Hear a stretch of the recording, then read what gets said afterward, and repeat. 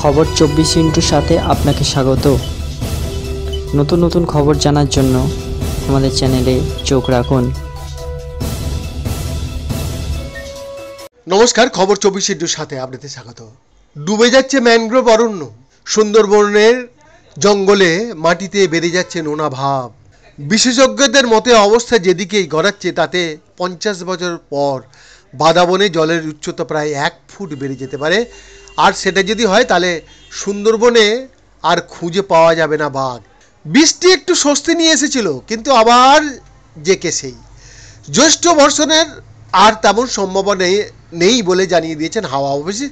সুতরাং বর্ষা যতদিন না আসে ততদিন পড়তে হবে। রাষ্ট্রপুঞ্জের শাখা সংস্থা ওয়ার্ল্ড মেট্রোলজিক্যাল অর্গানাইজেশন এশিয়ার আবহাওয়া নিয়ে একটি রিপোর্ট দিয়েছেন। তাতে বলা হয়েছে কি জানেন? বলা হয়েছে সারা ভারতের মধ্যে পশ্চিমবঙ্গ সংলগ্ন এলাকায় সবচেয়ে বেশি হারে বাড়ছে গরম। আর গরম বাড়ায় বঙ্গোপসাগরের জলতল বাড়ছে। 1993 থেকে 2023 এই 30 বছরে সারা দুনিয়ায় গড়ের চেয়ে বঙ্গোপসাগরের জলের উচ্চতা বেড়েছে প্রায় 30%।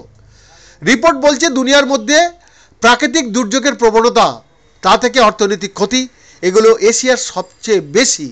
এরকম একটা অবস্থাতে বঙ্গোপসাগরে জলস্ফীতি নতুন বিপদের ইঙ্গিত দিচ্ছে। গত 3 দশকে সারা বিশ্বে সমুদ্রের জলের উচ্চতা বেড়েছে গড়ে 3.4 মিলিমিটার।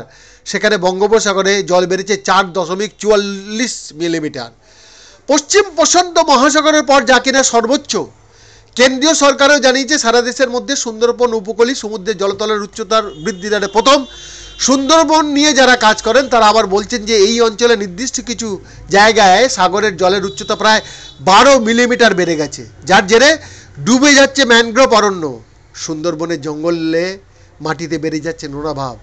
বিশেষজ্ঞদের মতে অবস্থা যেদিকে গড়াচ্ছে তাতে 50 বছর পর বাদাবনে জলের উচ্চতা হবে প্রায় 1 ফুট, বা যা আছে তার থেকে বেড়ে যাবে 1 ফুট। আর সেটা যদি হয় তাহলে সুন্দরবনে আর বাঘ খুঁজে পাওয়া যাবে না।